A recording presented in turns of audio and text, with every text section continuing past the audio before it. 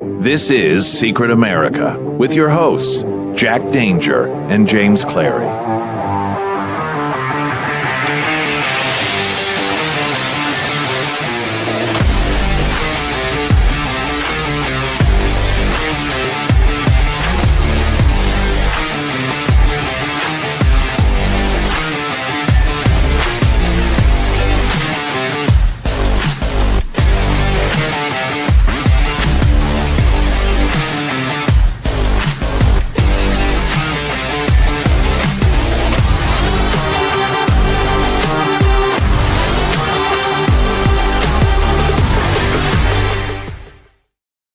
Welcome, everybody. I'm Jack Danger, along with James Clary. Hey, and buddy. James, we have it's always great to see your face. You know, you're smiling. I love seeing the smiling face. It's wonderful. It makes me happy on a Sunday night. So it's good to see. And James, as you know, we have a very special guest today, fresh off our interview from Tucker Carlson. Excited.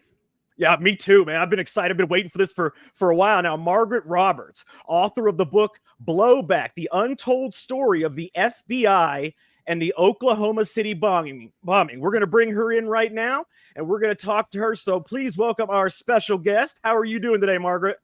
I'm great, and it's great to be with you guys. Thanks for the invite. The pleasure is all ours. I mean, I'm really happy you're here. So the first thing I got to ask you, and it's because, you know, it's an exciting thing. You've got, you know, now your book, you can actually see your name on the cover of your book. You know, your picture's on the back. You can walk into a bookstore and see Margaret Roberts on a book that's been published. You know, it's a obviously, you know, and I'm going to put up the book actually right now for everybody to see. It's called Blowback. It is the #1 bestseller in terrorism right now, available at Amazon.com, Audible, Kindle, hardcover, anything you need. And you're doing all these interviews. You know, you got Tucker Carlson, you got Real America's Voice, all these things. How does it feel to be a published author, this being your first book? It feels great. It is a thrill. It is. And I am a first-time author, so the thrill is bigger than ever. I mean, I have all the joy and excitement of my brother calling me up and saying, the best part of all is seeing your name on the cover and sharing the same feeling. But also, I have to say, because of the nature of this investigation, which has gone on for 20 years now, the feedback I'm getting on two levels is especially thrilling. Mm-hmm. One, this is an investigation that continues. It has, and we're going to talk about some of them, it has amazing threads that are still not tied off. And the second is the hunger in the country right now for the truth. Yes, and when I hear people like, especially from Oklahoma, weighing in that they have read this book and they always knew that the story they were told was not true, but no one seemed to care. And so it's amazingly validating to have those folks, you know, feel, and they are cheering me on. Please, you know, keep going. We need to know. So how long did it take you to research and write this book? Well, it was first an investigation, Jack. What made you want to do the investigation? Well, in the early 1990s, I was the news director for America's Most Wanted. I helped launch that show, in fact, and I worked as the news director, running the newsroom for 3 years. And then it was just 2 years later, I had moved on to other projects. 2 years later, the bomb went off in Oklahoma City.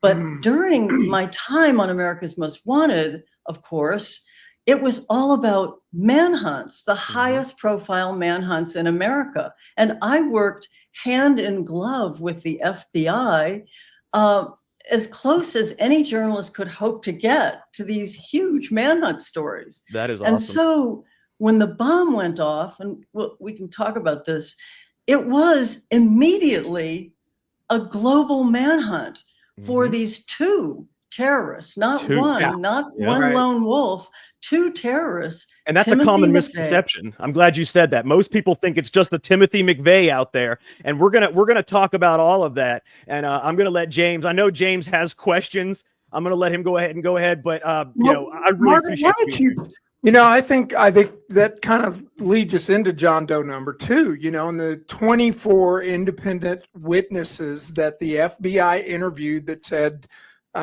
McVeigh was with this other man. They get a description, et cetera. Why don't you just take it from there and just outline the key pieces of the official narrative? Look, like I said before the show, we're going to announce we believe the official narrative is total BS. We don't buy it at all. Your book proves it. Mm-hmm. For our audience, give us the big salient, big bullet points on why that proves. Maybe starting with John Doe number 2. Sure. And I think that's the Rosetta Stone. And James, you named it. And years later, Danny Coulson, one of the FBI's top commanders on that case, would circle back and say exactly that. 24 eyewitnesses on the ground in Oklahoma City saw Timothy McVeigh and John Doe 2 in the bomb truck, deliver the bomb, exit the bomb truck, and then the bomb went off. This is not a case of lone wolf terror. And yet, very quickly, that is exactly how it was represented by the FBI and federal prosecutors. And there is video of all that, right? Yes. Yeah. And let's not tuck that into a parenthesis, James, because most people, you know it, I know it, but most people out there in the land do not know that there is surveillance videotape of the scene I just described. The 2 men in the Ryder truck delivering the bomb, exiting the truck, and the bomb goes off. And the FBI has never allowed the American public to see that videotape. We'll come back to why that might be. Exactly. It's just like January 6th. They try to hide the videotapes the best they can. But for people that 9/11. Yeah, I mean, pretty much any kind of narrative that they're involved in. Now, for people that don't know, can you just give us like the bullet points of what happened? The Oklahoma City bombing, people, the people that don't know, and then, basically, can you just take us through what happened? You bet. And get to James's question about the bullet points of how the official story is exposed to be a cover story. Yeah. But in a nutshell, the bombing on April 19, 1995, which still stands as America's deadliest domestic terror attack, was an out of the blue moment in middle America, in the heartland, when the federal building, the 9-story tall federal building in Oklahoma City on an ordinary weekday morning just blew up. Injuring hundreds of people. The number 168 is what we know as the standard here. And those people, that men, died. Women, children, tragically died. But 500 more were injured in that moment, in that blast. And of course, the graphic icon of the tragedy was that the daycare center on the 2nd floor, which had 21 or 22 toddlers, children under the age of 6, 15 of them slaughtered in that moment. Jeez. And the picture of the firemen cradling the dead or dying Bailey Almond, that's the icon of the picture of the tragedy. And it blew apart. People talk about a moment of lost innocence. And it was a place, Oklahoma City, where you never thought this kind of terror was going to strike. We were now clearly in the age of terror after after the bombing. Oh, as far So- as most people knew, though, it was just, I mean, it was just a random FBI building as far as most people knew at the time. Nobody was going to expect, especially in the mid-90s, another bombing, especially after the World Trade Center bombing, had just happened a couple years before that. And now, you got this other huge bombing done by who they say is an American domestic terrorist. It's pretty amazing there. And, your book kind of tells everybody, what really happened, based on your evidence and your research. So, we know that Timothy, at least for the official narrative part, we know that they say that Timothy McVeigh, he rented the Ryder truck, and apparently there was supposedly somebody else with him, but they never found out who. He rented the Ryder truck, he got all the stuff together, and he blew up the FBI Murrah building in Oklahoma City. And a lot of people, obviously, there are other theories, like, the whole Hillary Clinton Whitewater thing, where she was 4 days from being, indicted on that, and then all the Whitewater documents were supposedly in the FBI building. That's just a separate theory. Not necessarily true. It's just, what people put out there. So, how did you find out about the second person, first of all? And were you ever able to identify that person? Well, let's circle back to James's question about how the story just doesn't ring true. And again, remembering that I come to this with two perspectives. One, horror, like everybody else, every other news junkie watching this investigation unfold in the news. But two, my experience of, covering manhunts. And immediately, this was a global manhunt.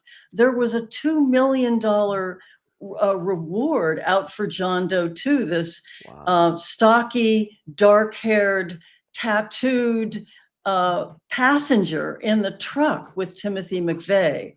So not only did so top journalists began reporting quickly that the FBI had this surveillance tape that we were just talking about. So that was one, validation that John Doe 2 was for real. Not to mention the 24 just ordinary people who had no reason to lie, who were there as bystanders in Oklahoma City, who saw the two of them together. And then came a really important beat in this story, which was months later on the Timothy McVeigh grand jury. And we know grand jury proceedings are secret. But this grand juror, whose name was Hoppy Heidelberg, was so upset about what was going on inside that jury that he went rogue. He started feeding information to the Daily Oklahoman. He called his congressman, and eventually he wrote the judge in the case. This was after the indictment had come down. And Heidelberg just laid out the prosecutors, charging them with rigging that jury, and specifically with hiding the information and the identity of John Doe 2. So here we have a story that is just diverging from the original story, and it's largely from the official story, and it's largely owing to this Oklahoma newspaper man named J.D. Cash, who, yes, I just want to stop you right there, because you said that the original story. Talk about the original reporting. Very openly. Everybody said there were 3 bombs. Can you talk about how that narrative the day changed of too? This was, by the way, for our audience, this was, if not the first, almost the first such mass tragedy that unfolded live on TV. So America saw the rescue workers called out of the building because they found a second device. There became controversy about, was it live, wasn't it? But absolutely, James, the official story, the official accounts, the mainstream media accounts, soon all of that was gone. And it was just one bomb, one truck, all this damage, Timothy McVeigh. And that's very suspicious. I mean, we all know how the media shapes the narrative for the government. Basically now, at least I would say 90% of the media is all left side, and then the people that control it are obviously left side. So whatever story they want to put out there, obviously they just go to the media and the media does it for them. So, I mean, I know you find it interesting how all these things are reported, and it seems to happen a lot in a lot of live stories, especially where things are reported and then all of a sudden they disappear. So, Yes. To your knowledge, was there other bombs, and what about Terry Nichols as well? I can't say to my knowledge. I listened to the evidence, and that's ultimately what matters here, right? And I mentioned J.D. Cash, the reporter. His very first story on this case was to quote a university seismologist out in Oklahoma who recorded evidence of a second blast. Really? So, that was very compelling. And the bomb damage, right? General Parton, an Air Force bomb expert, was one of the early, voices of dissent about this single bomb, and did an elaborate report and fought for a month to keep that building standing, because as he said, this is a crime scene. We need to investigate this. But if you recall, 1 month later, they did a controlled implosion and dropped that building. So all of the evidence was gone. See, that tells you right there, though. That tells you all you need to know. They did the same thing in the January 6th thing. They burned, deleted, shredded all the files from that committee. They seem to, and nobody ever gets held accountable for 9/11. They started hauling the debris away. They get rid of the debris that shows everything. I mean, they seem to do that every single time. They get rid of the evidence so nobody can investigate any further, and that way everything you investigate from that point on is just a theory, and it's no longer provable, if you say. And I think I hope I'm not presuming here, but I feel like because of the arc of my investigation, we'll learn about Jesse Trinidu, who is the lawyer in the middle of all of this. My book is an autopsy for this kind of journalism, mainstream media coverage. You have J.D. Cash out in Oklahoma that no one was listening to, and yet eventually even the Washington Post had to come back while writing its story about him, portraying him as a conspiracy theorist, but they sort of had to also say it's just amazing how much of what he discovered turned out to be true. Right. And that's the case today too. Every conspiracy theory seems to be true these days. Yeah, that's what I love Senator John Kennedy, and it was around the January 6th. He said we need some new conspiracy theories. All the others, the old ones, have all proved true. And then that certainly there is a sense of that, isn't there, in the moment today? Without a doubt. Go ahead. I'm sorry. Well, just keep taking those off. So we've got John Doe number 2. We've got the bomb damage assessment. Turned out that the truck bomb could not have caused that kind of damage. You got the seismologist. You've got a grand jury whistleblower. You mentioned Trinidu, which I know we talk about him, and then there's Terrence Yakey. Yes. Well, to mention one more, which I guess this is one of my favorites, because I think I haven't seen this reported elsewhere, and this comes through Jesse Trinidu and a Freedom of Information Act, one of his many lawsuits. But back to the bomb, I find this incredible because we're all trying to reconstruct what happened, right? And as far as anyone knows, as far as I know, Jesse Trinidu unearthed the only eyewitness to the actual explosion of that bomb. In his FOIA lawsuit, the FBI turned over an eyewitness report taken the morning after the bombing from a young man who was at the Murrah building with his pregnant fiancée. They were visiting a church. Probably it opened at 9 o'clock. It wasn't open yet. They were doing an errand in the neighborhood. He was on the other side of the building from where Timothy McVeigh was parking the truck.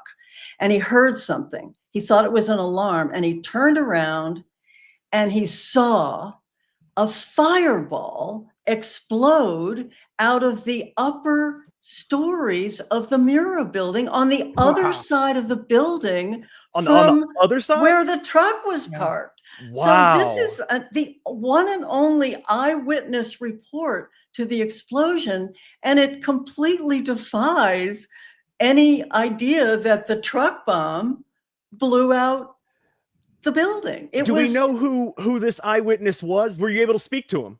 No, his name is redacted from the report, but the report was taken by an Oklahoma City police officer and an ATF agent the next morning. This is the kind of thing which I was mentioning to you. The investigation continues. So let me just say right here, if that eyewitness in Oklahoma City is listening, DM me, because I would love to talk to you. Tell out your X screen name real quick. At Blowback Book. At Blowback on Book. X. Right. Can you explain who Jesse Trinidu and his brother were and the importance of their involvement? I'd love to, James. And I would say, and we can connect the dot here, because we began by saying that John Doe 2 is really the central mystery of this case. And Kenneth Trinidu becomes connected to the John Doe 2 mystery by his brother, Jesse. In a nutshell, Kenneth Trinidu was a construction worker in Southern California in 1995, 44 years old. He had a criminal past, a parole violation. He had come home, he was Vietnam era soldier, came home heroin addicted, turned to crime, robbed banks, got caught, confessed, did his time, came out, then crossed wires with his probation officer. He wanted to have a beer after a hard day's work as a laborer, and and he walked away. No one looked for him for 7 years, and he put his life on the up and up, married his longtime girlfriend. They were expecting their first child in 1995. She was Hispanic. He was coming back across the Mexican border to California after visiting her parents, and he was arrested on the old parole violation. He was looking at probably a few months in jail for this parole violation. This is a minor affair, but it spiraled. He was held in custody in Southern California for 2 months, and mind you, this gets a little complicated, but we are now in mid-June, and remember, there's a global manhunt for John Doe 2 that has been going on. And it's just about now in mid-June that the FBI preposterously comes out, and this is what triggered the grand juror eventually to write his letter and say, this isn't right. Because the FBI came out and said, well, it must have been a mistake. The mechanic in the bomb truck rental agency, who was the originator of that John Doe 2 sketch, he must have time traveled this other guy who came in on a different day with a different guy. And, it was just one of those stories, a shaggy dog story that, few people believed. And yet it had this going for it. It was the official story, and it still is. Yeah. So in mid-June, that new story was being proposed. And just at the same time, Kenneth Trinidu was arrested.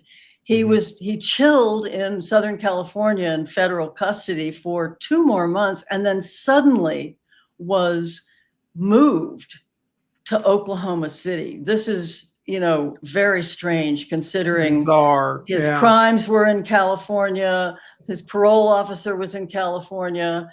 His co-defendant was in California. Now suddenly they're flying him 1,300 miles to Oklahoma City. 2 days later, he was found 3 a.m. He was in solitary confinement in a suicide-proof cell.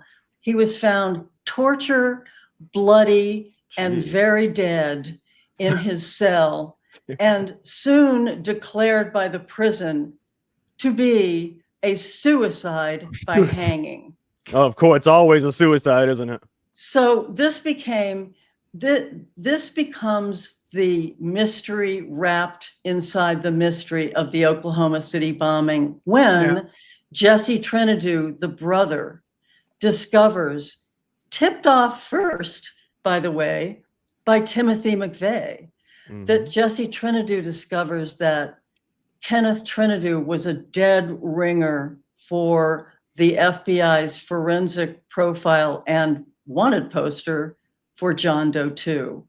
So there are many more steps in this investigation, but the reporter I mentioned to you, J.D. Cash, is central in following out all these leads and learning that the FBI, while telling the public that, oh, this is all a mistake, it was this soldier, who looked like John Doe 2, came in the rental agency on the other day, that actually what was going on was that the FBI was tracking these bank robbers, and they believed that Timothy McVeigh was an associate of the bank robbers, and they eventually were vectoring in on a bank robber profile for the man they believed privately was John Doe 2. Let me ask you something real quick. I actually saw a photo of Michael Fortier that looks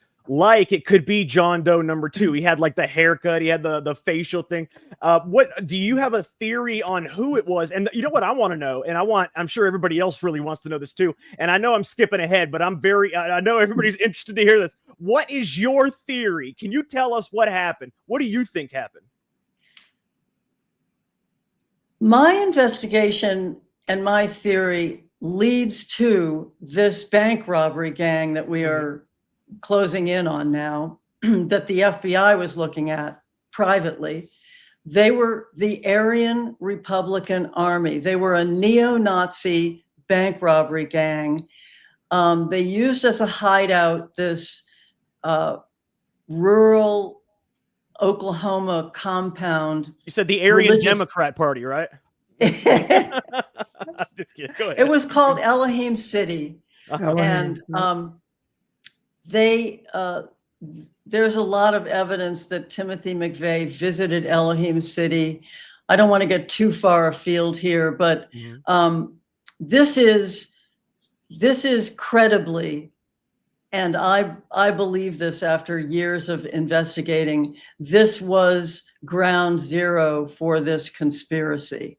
And Timothy McVeigh visited, the ATF had an informant embedded inside this bomb plot in Elohim City for 6 months before that bomb went off. And she was warning her handlers. How come they didn't stop it then, though? Why didn't they stop it? Well, Jack, hold on. Just wait, bro. That's the whole point.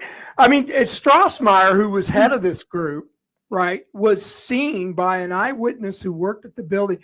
You're talking about this supposed terrorist group in Elohim City. The guy who headed it was named Strassmeyer, a German, right, Margaret? He was seen by an eyewitness as one of 3 men in work uniforms putting putty on columns inside the building 2 days before. And guess what? He was never arrested. He was allowed to leave the country. But I mean, Margaret's going to get to it, Jack. I'm just interested. This is interesting stuff right here, James.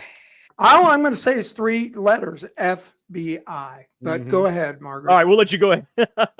Well, to Jack's question, who was John Doe 2? And I can't answer which of several possibilities. I mean, honestly, when you come down to it, these composite sketches of young men with dark hair and strong features, there are 2 or 3 of them who fit this bill. But I will say this, they're all in the Elohim City orbit of the Aryan Republican Army, and we will include Andreas Strassmeyer in that circle, though he's not a member of that group, but he lived there. He was basically the militia leader, the paramilitary trainer in Elohim City. Right.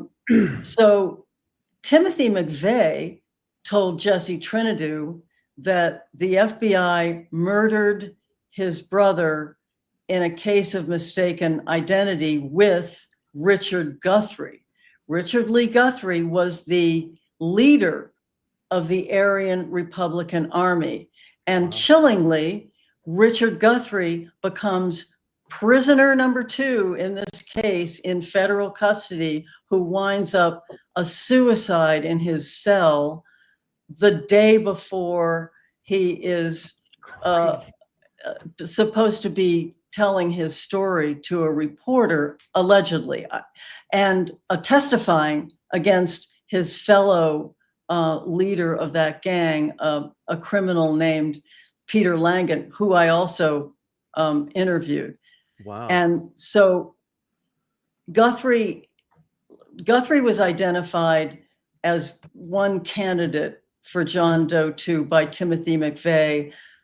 Another member of the gang was also, according to McVeigh, and I say according to McVeigh because he told his story to David Paul Hammer, a prison author who wrote it down in a book called Secrets Worth Dying For. And in that book, again, now we're talking about a criminal talking to a criminal and eventually talking to a journalist, because I interviewed David Paul Hammer on death row. Wow. But McVeigh gave a very specific scenario. He identified the Aryan Republican Army as his support group, both in the planning and the execution of the bombing on April 19. They were there on the ground. Richard Guthrie, according to McVeigh, was there, as well as Peter Langan, his co-leader, and other members of Margaret, that gang. He had to have them as a support group, because all this stuff, it had to be financed by somebody. He had no money. They were penniless. So how'd they get it financed? That's a great point. And let's remember, the Aryan Republican Army robbed 22 banks around the Midwest in the years before the bombing. Their haul was $250,000. That's twice that in today's money, and none of it was ever recovered. This becomes very important to the end of my investigation, and I don't want to dangle too many threads that we might not get to. We got to get a background, though, because the way this conversation's going, it really kind of makes, I mean, just listening, it's like, oh, okay, there was these white national Aryan terrorists, and they robbed these banks, and they did the bombing. McVeigh was part of it, but no, there's a lot more than that. At this time, the FBI was actively involved in plots to take down right-wing extremist groups. And they had an operation, as I'd love you to talk about, PatCon and maybe Larry Potts, because according to Nichols, Larry Potts was McVeigh's liaison in the FBI. What I'm throwing out is that the federal government, listeners, was involved in this. It wasn't a bunch of Aryan Brotherhood Nazis. It was the FBI, the CIA, and other groups that set this thing up. So no, you're right, James. But who's to say I know, that? but she's got the research on it. You know, James, let's do the pivot right here. I think you're right. That's what I want you to do, because I don't want people to think that it was a bunch of neo-Nazis. No. That did I'm this. interested in that FBI informant. That was interesting. Let's go ahead. We can circle back. But I agree. It's misleading to leave this hanging here. The second, there's three more beats of my investigation. Let me just name them now. We'll come back to as many as we can. But the first beat of my investigation is, we've talked about Kenneth Trinidad. We've talked about him being the mystery inside the mystery. And it was hearing his story that really pulled me into this case. 10 years after the bombing, that's when I met Jesse Trinidad. And he has been the engine of a series of amazing revelations that have come since. And so through Jesse, I went inside federal prisons and interviewed prisoners with knowledge of the bomb plot. We can come back to that. But to get to the big picture here, it was many more years and many more, following many more trails when in 2011, Jesse Trinidad, there's a lot of Marines, by the way, in this story. And John Matthews, a top FBI undercover operative and a fellow Marine of Jesse Trinidad, came out of the shadows, called Jesse and said, I know I've been following your case, your crusade for justice for your brother. Because let's remember, Jesse didn't set out to solve the Oklahoma City bombing. He wanted and wants to find his brother's killers. But John Matthews said, you've got all the pieces to the puzzle, but you haven't put them together yet. I want to come to Salt Lake City. I want to tell you about PatCon. There we go. That's the beginning of the final unraveling of this case, because John, and James, it jigsaws so elegantly, because John Matthews was based in Arizona, and he had been surveilling members of this Aryan Republican Army gang, as well as he surveilled Timothy McVeigh in 6 months before the bombing at in a militia training camp in San Saba, Texas. So he had a lot to share with Jesse. The headlines were, he had the headline about PatCon. What was PatCon? Our audience may wonder. If you ask the FBI, they will say it was this targeted infiltration program in the early 1990s that may have involved 2 or 3 militia groups. John Matthews told Jesse, and it's true, it's verified, he operated as a top FBI undercover operative in PatCon for 8 years, from 1991 to about 1998. Wow. Along the way, he told Jesse he infiltrated 22 far-right or extremist groups, and became increasingly disillusioned, because what the purpose of this, he had signed on to stop right-wing violence. And what he learned was that this program was all about inciting right-wing violence. Or creating. Not just inciting, yes. And that's why one of my questions was actually, if, a lot of times the FBI and other groups, like the CIA and stuff, have some things like the Aryan Republican Army that aren't even actually what they seem. They're just FBI agents undercover, or some of these people. I mean, is that a possibility also? Like, maybe some of these people were actually deep cover that we don't even know about. Well, one thing that was going on, Jack, as years went by, we would run into one after another potential undercover informant. We don't have time to talk about all of them, but there was Roger Moore, who was supposedly the theft victim of Nichols and McVeigh, who Nichols says, no, he was an undercover government informant who supplied Timothy McVeigh with explosives that he used in the bomb. So in Nichols' words to us, Jesse and me, Roger Moore had blood on his hands, and so did the US government, because those explosives blew up on April 19, 1995. So the question of this we might use as a touchstone here a recent case that everybody is probably familiar with, which is the Governor Whitmer kidnapping case, right? In which we eventually, there are guys doing hard time for that crime.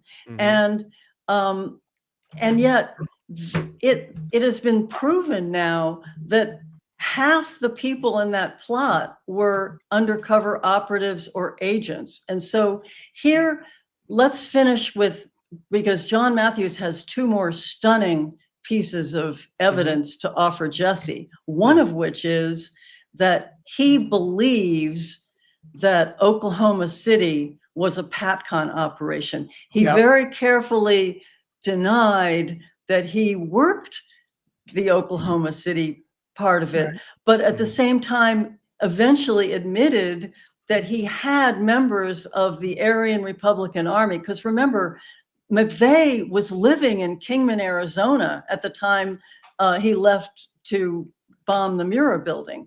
And so that was John Matthews, that was his home base, Arizona. And he had surveilled multiple members of the Aryan Republican Army, as well as McVeigh himself in Texas in the months before.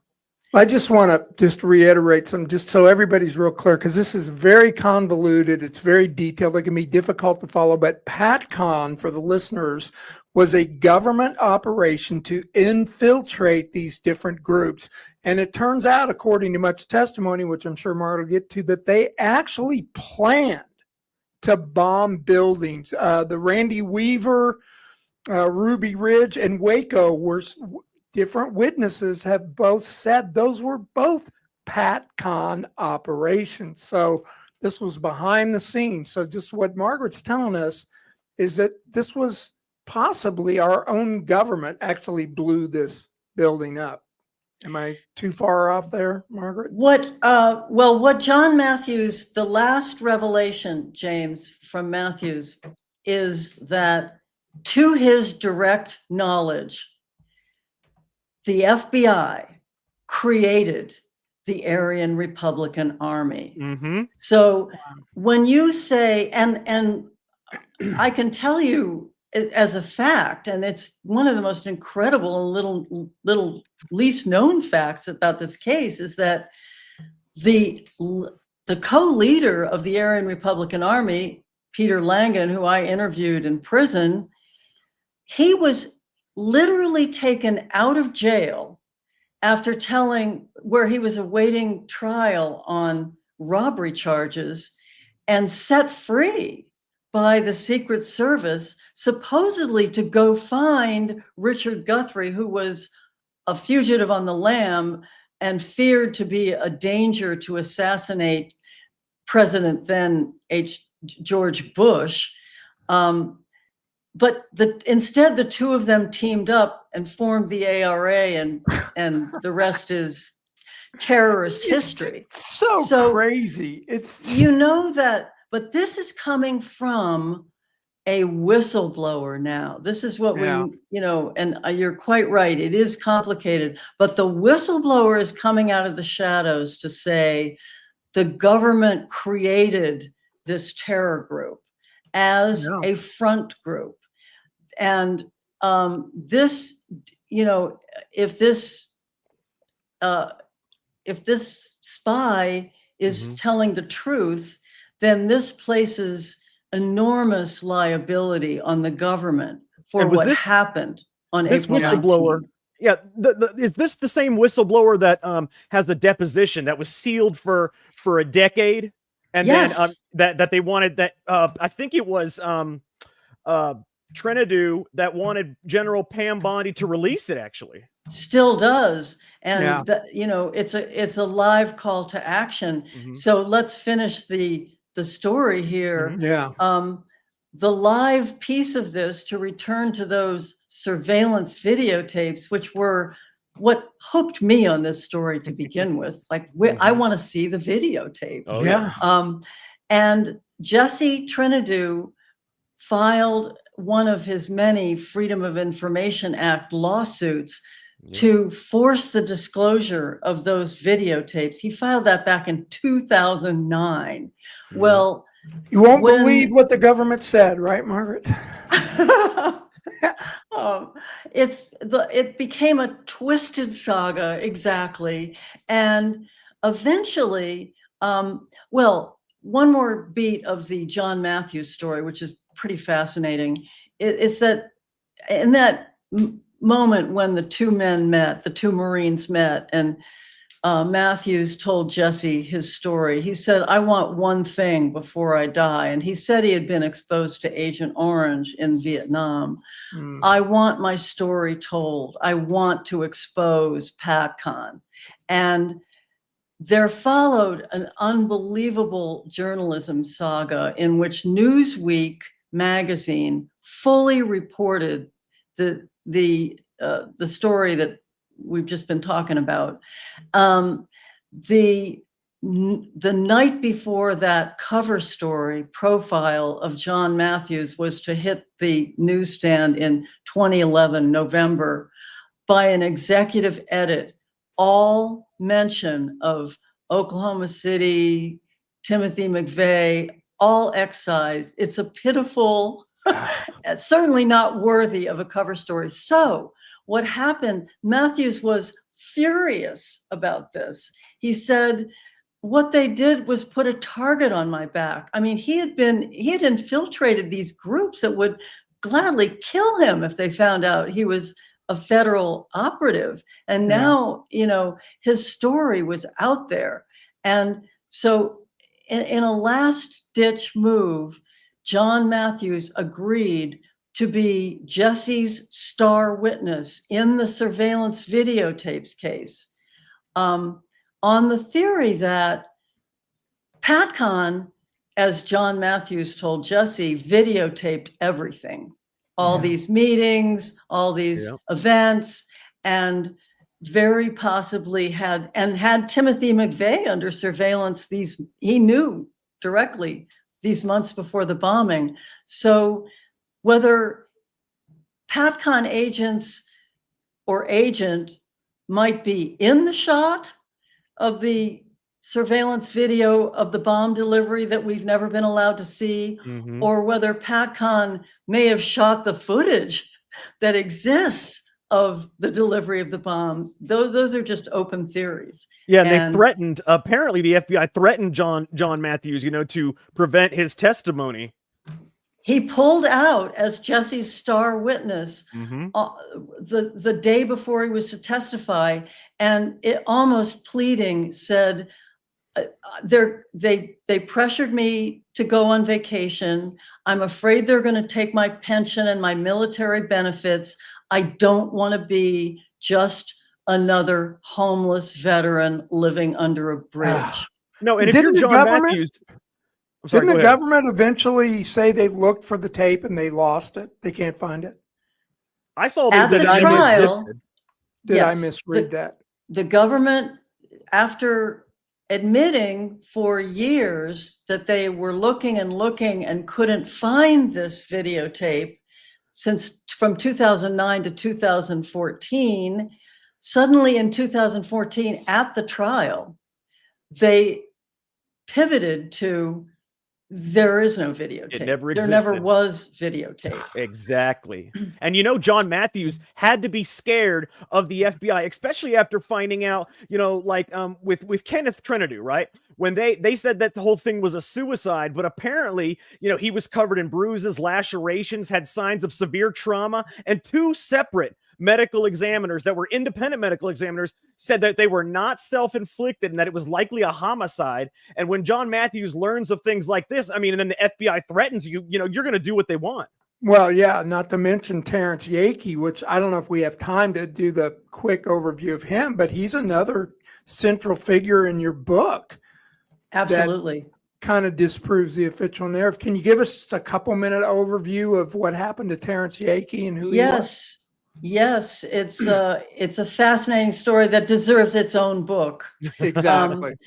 There's your second book right there. Yeah. Well, the first chapter of Blowback, my book, is the trail of death, the trail of mystery deaths, of which Kenneth Trinidad is the featured one, but there are 7 others, and including, by the way, a third prisoner, a witness to Kenneth Trinidad's murder, who was to be Jesse's star witness in his wrongful death lawsuit. And all who mysteriously die.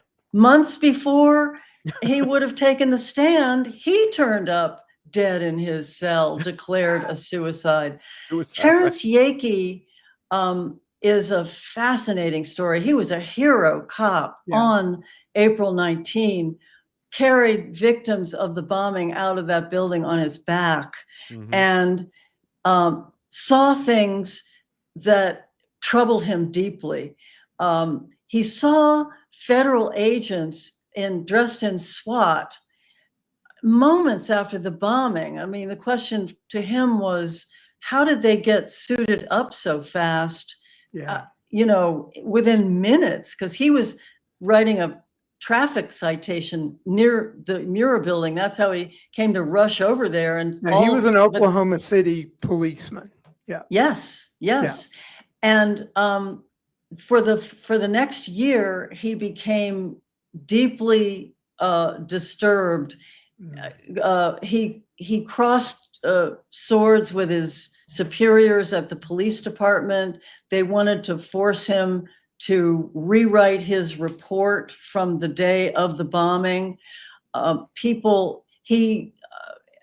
His family would later say that he was privy or suspected that there was evidence, and back to the point earlier about the blast, that the windows were blown out of that building, not in. And so that would have been, if he had evidence, perhaps video evidence, perhaps that was stored at the police department. That's speculation, but that could have been very damaging to the official story. So he was doing his own investigation for the year following the bombing and had accumulated a lot of evidence and files, correct? Exactly. And on the day of his death, he was reportedly two facts. One, he told a friend that he was headed out to a meeting with a federal task force about the bombing. That was never confirmed what that task force might have been. But he also said later that day, confided to a friend, that he was being followed by federal agents. He was heading toward that storage locker in the nearby town of Kingfisher, where he kept those papers and his investigation. And all that is known for sure is that that night he was found in the wee hours in a field not too far from the prison at El Reno. He had been tortured in his car. He was like a mile away from the car by the time he was killed. There had been a struggle. He was shot in the head, and no gun was found. No gun. No gun was found when the police responded. But then the FBI arrived, and after the FBI arrived, they did find a small caliber handgun. Of course they did. The police have never shown that gun or, identified it positively as belonging to Terrence Yakey.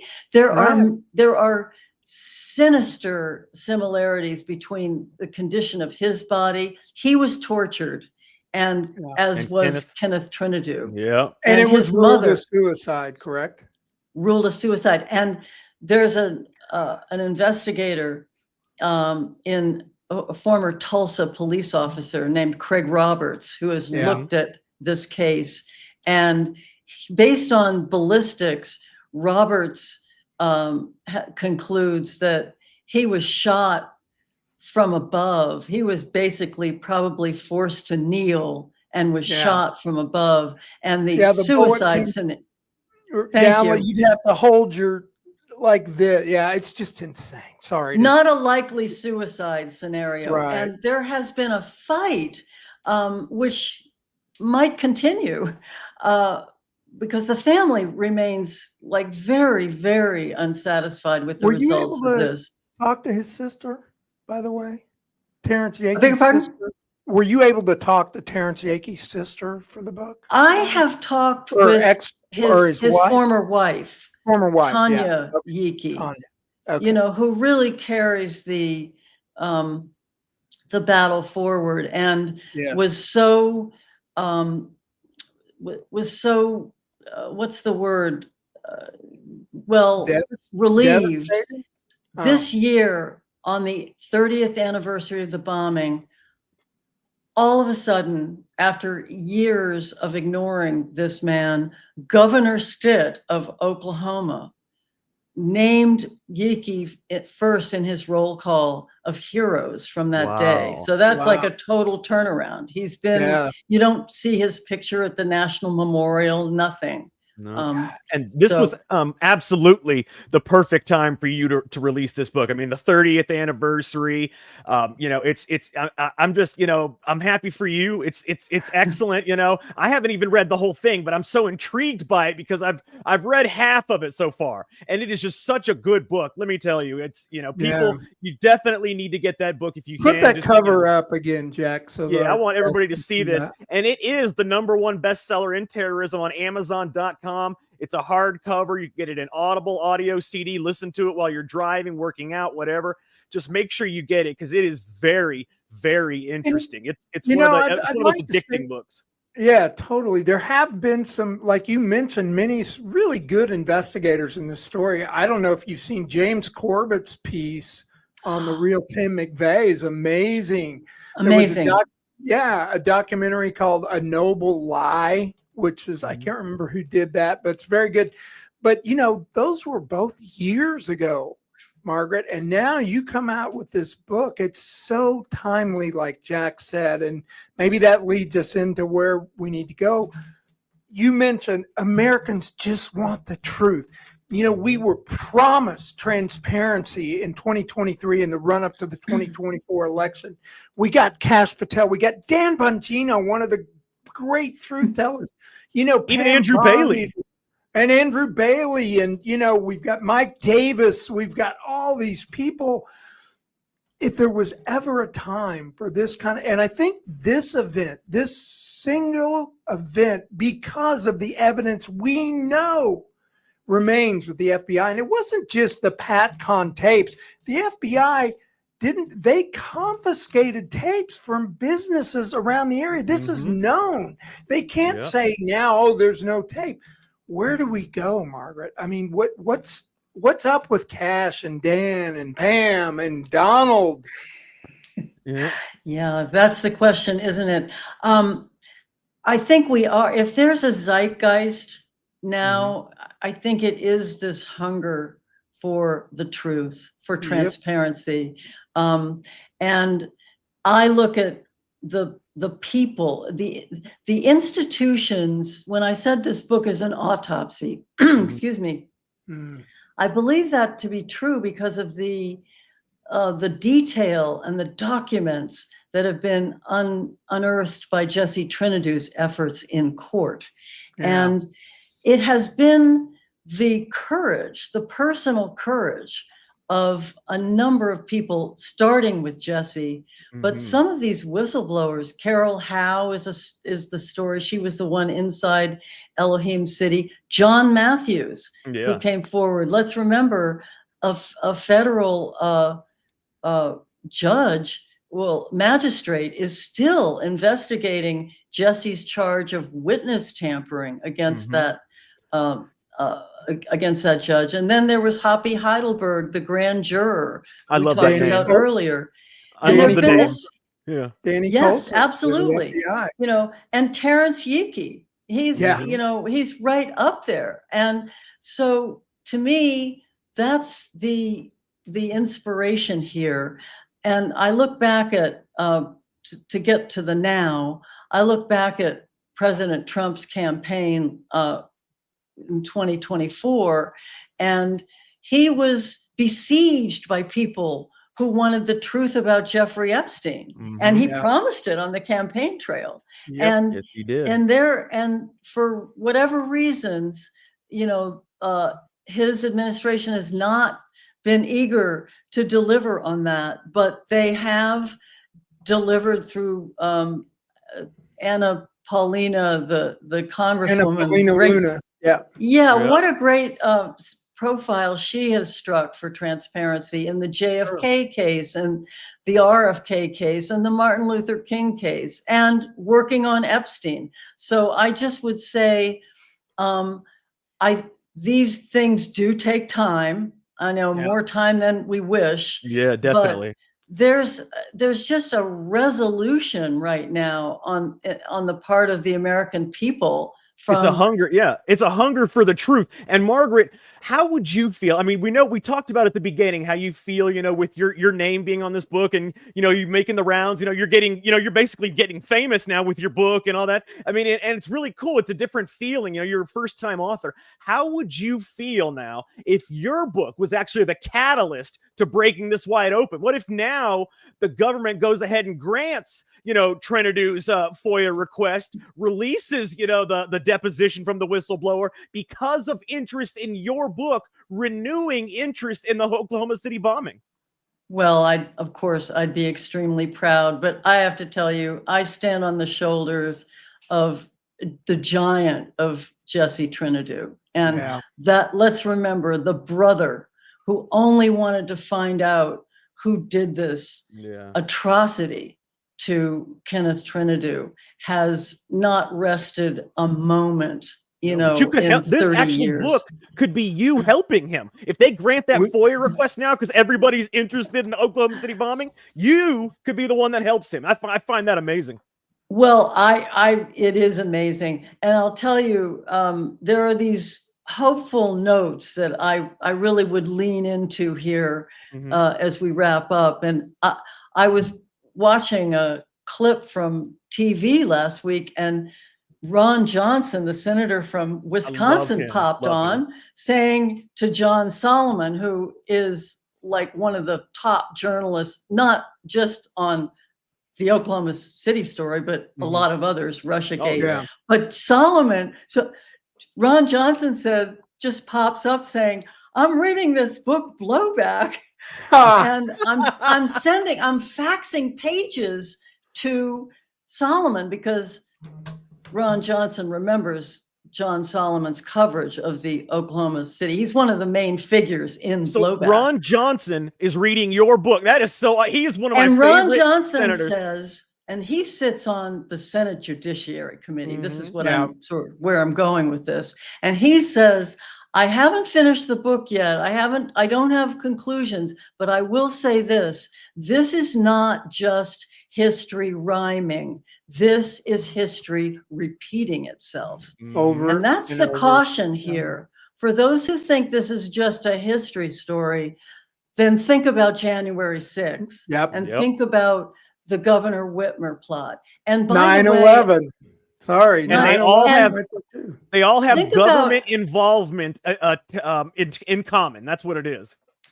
And it's a reason why we need to know the truth. Well, you know, videotapes exist in many of these cases. You think about 9/11 and the Pentagon attack specifically. The FBI admitted that they confiscated like 80 videos from different businesses.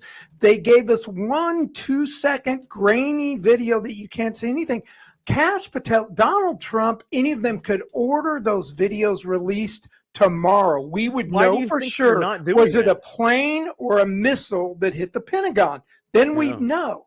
They could do the same thing in OKC. Yeah, Jack and I spend hours, Margaret, going, why are they doing it? What is your theory? Are they being pressured? Is the deep, as someone said, the deep state is so deep? Are they just getting the spread? Like, and you mentioned, Margaret, this would really put the government under an extreme amount of liability, both financially, morally, et cetera. Is that what you think's going on? Why they're still withholding things? Yes, it's a guilty secret. Mm-hmm. And they have a It's a lot of guilty those. I can secret. tell you that. That's why there's so many things that are under arrest. But as you said, all these things, 9/11, January 6th, the Oklahoma City bombing, all these things have in common are government involvement. Anytime you see something like this and you see government involvement, you're never going to get the real story. But that's why I love your book, because I think that is, your book could be the definitive work on this case. We're going to see, and only time will tell. Margaret, can you tell our listeners, first of all, where they can find your book? I know they can find it pretty much anywhere, but also how can they find you on social media?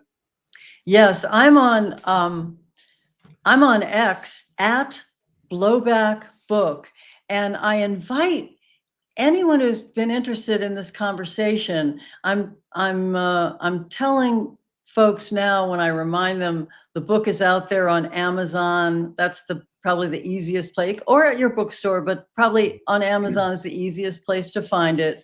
Yeah. And join the investigation. There's a lot of unsolved mysteries remaining inside the Oklahoma City bombing case, and a lot of intel. One of the most exciting things about publishing the book and appearing on interviews such as this one is that someone watching will have info. Exactly. And will DM me, or that's so exciting, getting those kind of things and learning stuff that you didn't even know. It's shocking and fun, honestly. I'm reporting on very hot leads right now on X. So awesome. At Blowback We're expecting a second book then. You know that, right?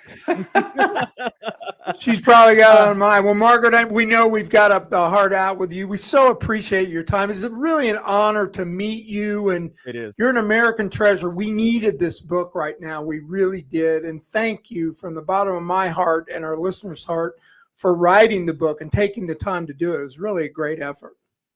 Thank you. Thank you both. It's been a great talk. To be continued. Yeah, definitely. We will definitely have do you it on again. Yeah. We will definitely do it again. I'm James Love Clary. to. He's Jack Danger. You're listening to Secret America.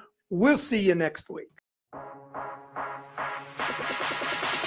You've been listening to Secret America with Jack Danger and James Clary.